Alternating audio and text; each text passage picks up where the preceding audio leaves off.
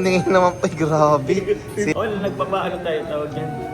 Kalingap. Siyempre malungkot ako kasi unang-una. Sabi ko, i-maintain ko na yung Malungkot lang kasi malayo na siya. baka sumama ko sa tahanan. Yung big event, ano yung aabangan nila? Siyempre yung kiss. Mag-jumper sana kami.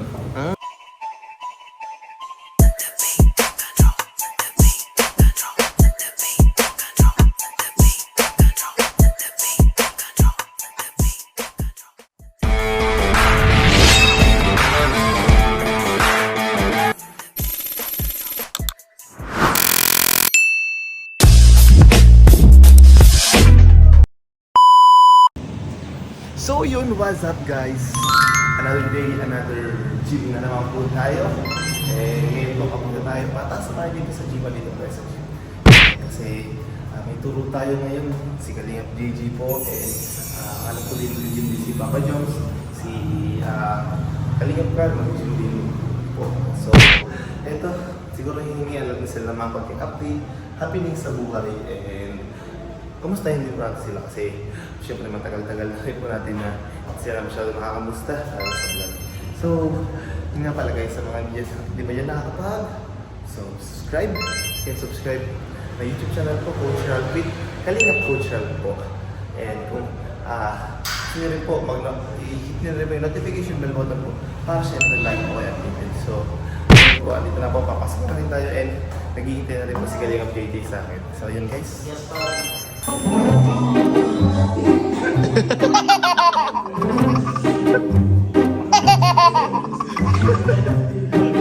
So ngayon naman po kasama naman po natin ngayon si Kalingap JJ.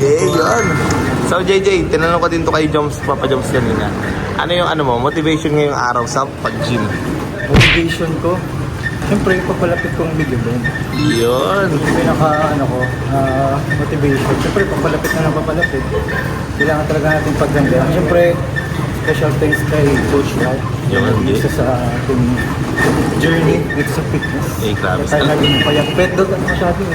Ano lang po yan, 20% lang ako, 80% talaga yung effort ni JJ dyan. Nag-guide lang po ako. Yun. So anong aabangan nila sa tingin mo, sino yung isa sa aabangan nila sa yung big event? Ano yung aabangan nila? Siyempre yung kiss. Tama po, tama. Abangan po natin yun. Hindi na agad sinabi eh. Hindi ang abangan dyan, siyempre yung preparation namin. Mag-practice kami, mga abay, tapos, siyempre yung pasabog na event sa big event namin. Ay, grabe. Kasi in-excite ako. So, para sa akin yun yung kaabang-abang. Siyempre hindi lang sa amin, kundi sa mga in-invite din natin. Siyempre, ang dami nun eh. May mga bigatin ka bang na-imbitahan? May nag-uwi na galing US. Ay, grabe. Siguro may artista rin dyan. Nakakataba ng puso kasi nag-effort sila pumunta dito sa Pinas para mag-attend sa wedding. Grabe naman. Nakakatawa. Ano naman, after nitong kasal mo, ano yung mga plano mo sa vlogging muna? Siyempre, ngayon dahil sobrang busy, hindi ako nakapag-upload. Kung nakikita ko nila, ang mga upload ko siguro 3 days ago, tapos mga live na lang. Hindi ako masyado nakafocus sa channel ko kasi habang ko palapit pa lang, sobrang nagiging busy. Kaya sa after ng wedding, balik ulit ako sa pag-grind, sa pag-vlog. Tapos, syempre sasama ako kila Kalingap ko. Yun kasi yung pinaka-plan mo na sumama daw ako sa kanila after ng wedding. Family, parang kasama ka sa family vlog. Yun. Hindi, iyon mo na yung charity mo. Hindi naman. Hindi pa din. Syempre, ayoko iwanan yung mga beneficiary ko sila. Sila Charmaine, which is kailangan natin tutukan kasi gano'n ngayon, college na sila. Grabe, talagang alay mo pa rin. Todo grind dapat yan kasi may pinag-aaral tayo. Ganun kasi talaga sa Kalingap eh. Grabe si Kailangan JJ mo po. Pinag-aaral kahit wala pang anak. Yun na nga eh. Di ba? Oo. Sa ano naman, fitness, after kasal nyo, anong plano mo? Magbabal ka pa or tutuloy mo lang yung iyong pagpapayat? Dapat depende kay coach ko anong maganda. Pero, Sa iba naman. okay. Sa akin naman tingin ko kung gusto mo na ilabas pa natin yung pinaka-dryness mo, pwede pa. Pwede yun. Pwede. Tapos saka natin ibabal. Yun, tapos limbal. Oh, lean bulk na lang. Then, kasi usually talaga December months talaga di may iwasan doon naman perfect na bulking season. Puro kainan talaga kasi. Hindi yun talaga. Ano tayo. Oo, yun. Basta kung anong maganda coach. Yan, sige, JD.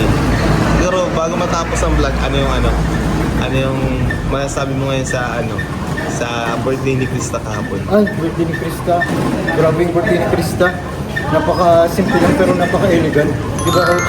Grabe. Sobrang ang ganda ng lugar, ang ganda ng preparation. Na ano lang, konti ba yun? Imbita? O medyo marami. Marami din, bukal Medyo yun. marami. Dami. Kaya, pero maliit kasi yung venue. Maliit nga eh. Kaya parang konti lang din yung mga Tao. in-invite o yung tao. Pero maganda yung event, maganda yung celebrate gano'n, Krista, napakasimple lang. Beautiful in red, di ba? Oo, red and pink. Red siya. Oo. Tapos yun, enjoy, sarap na mapagkain. Tapos yun, gusto ko kayo ikista sana tuloy lang siya sa Kalingap. Kasi kung nasa Kalingap ka, secure ang future mo.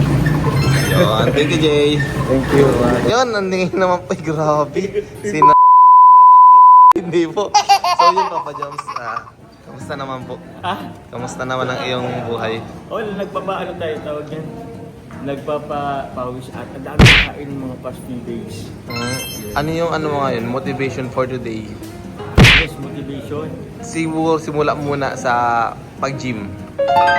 Ano yung motivation mo Kasi ngayon? ano ko talaga coach, mula nung pumayat nga ako dahil yung sa pumayat, labas yung timbang natin dahil sa pagpapost ng brace.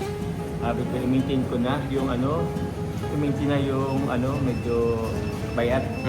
Kasi lahat talaga sabi tayo. So yun na lang, yung inspiration kong lang sa pag-gym. Yun lang. Sa ano naman ngayon po, mag-vlog ka ba mamaya? Hmm? Bablog ka mamaya? Vlog mamaya, depende pa rin kung Mm. available yung beneficiary na ina-expect ko din. Pero if ever man hindi, baka sumama ko sa tahanan. Kasi parang may vlog yata sila. Alas 4 pa naman daw po yun. Oo, alas 4. So, tingnan ko rin yan. So, kamusta naman po yung nyo ngayon? Update ngayon sa bahay nyo, pala sa bahay. Sabi ko, mayroon bago update. Upload nyo na. Nung pisa na. Ayaw nga pala, baka tingnan ko lang din sagad yung bahay. Ito na kasi yun sa yung Kuya Mal. So yun, pero wala pa sa sa channel ko. So, tsaka hindi pa naman buo. Ang sasabi ko ito yung buo. Di ba po paalis ngayon sila Kalinga Prod next week? Anong plano nyo dahil aalis sila? Di ba, iba lang, kunti lang yung kasama. Anong plano nyo ngayon dahil wala si Kalinga Prod? Same pa din, charity pa din. Charity, tapos sa tawag nila. Actually, sa hindi mag-jumper sana kami. Malay nyo? Mag-jump kayo na kayo? Hindi, may vlog sana. Ano bakit po? Malay nyo po bago mag-alis? Yun nga sana. Kasi, patanong po, anong may nire-ready ka ngayon? May nire-ready ka sa next episode ng Jump Car? Ay, grabe. Parang napansin ko nga pa nagpayat ka ngayon. Ngayon. Parang naglabas yung mga cuts niya. Kasi inano ko na talaga na at least every week makatawag niya, maka-gym. Ilang times ang balak niyo po sa isang linggo? At least 3 times. Perfect. Minsan na hindi nagaganap pag may mga ganap, hindi natutuloy. Tapos, mamasa. Basta, depende lang. Pero at least sa isang week, at least 3 times Ano naman pa, Joms? Ilan na pala yung beneficiary niyo po ngayon? Ngayon, ilan na yung beneficiary niyo ngayon? Na-active yung binablog. Na-active yung binablog. Active na binablog sa ngayon. Isa? Dalawa? Tatlo? Active ba dito sa Dito po ngayon po, kahit saan, dahil or naga. Yung kasi, gusto ko sanang balikan kasi malayo kasi yung sa Jerica. So, galing isa. Ito. Galing. Ito. basketball, gugod ako. Diba? Pero ano yun? Wow. And, Tapos, mag-ano pa ako. Mayroon Ang pa. bala ko din, mag-ano pa ako. mag-scout ka pa. Grabe. Ano naman po, pa Joms, tawag po dito? Yung pabahay nyo ngayon, di ba yung pabahay, may resident ka pabahay? Tatay Hobel pa nga pala. Si Tatay Hobel, ano din yun, hopefully maribot natin na yun. Baka nga next week. Yun, bago po umalis sila or kahit pag-alis nila. Opo, pag... Ay, ano ba? Oo nga po, nakita ko yung upload nyo, house blessing na. Ibig sabihin, malapit na. Actually, next week kayo, inantay na lang namin. Mapaskibin na lang kami kay Kuya Bal. Ayos po. So, yun. Yun lang. Thank you pa, Joms. Sige. Thank you po. Yun lang. So yun nga po, andito din po ang Kalingap JJ. Ano pa, nalimutan ko itanong sa JJ. Ano pa lang na-feel mo na umalis sa si Kalingap Dan?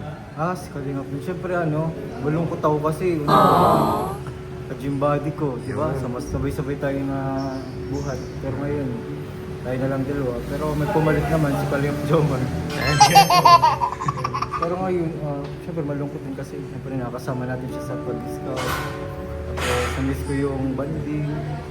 Malungkot lang kasi malayo na siya. Parang tawag ito, may sepangs na nangyayari sa Malaysian side. Siguro, ganoon din naramdaman ni Boss D. Ano Ganun masabi? palagi. Ano yung masabi mo kay Boss D? Ingat kayo dyan, Boss D. Sana mas lumago pa yung kung ano man yung plan niyo sa buhay. Yun, Siyempre kayong family. Yun. Sila Ate Jenny, Rosie, sa lahat. Siyempre see you sa wedding. Yun, thank you Jay. So yun pala Papa Joms, ano palang pakiramdam nyo ngayon at na malayo na ngayon si Kalingap Dan po, si yung Beshi. Hindi, malayo na rin tayo sa tukso. The joke lang, Boss D. Wala.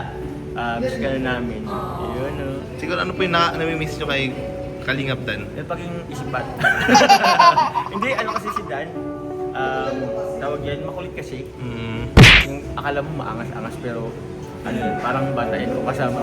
So parang nami-miss nyo po yung presence niya? Oo, Presence yung presence. niya. Presence. Kahit naman kayo eh. Oo, nami-miss natin namin. Kaya tinanong ko po sa inyo at baka parehas na nararamdaman Bakit? na nami-miss natin si Boss D. Namiss ba tayo ni Boss D? Ang tanong. Tanong natin, Boss D, namiss nyo ba kami? Comment down below, Comment Boss down D. below, Boss D. Pag hindi ka nag-comment, Kailan pa Joms, sige ulit. thank you, sige, Boss.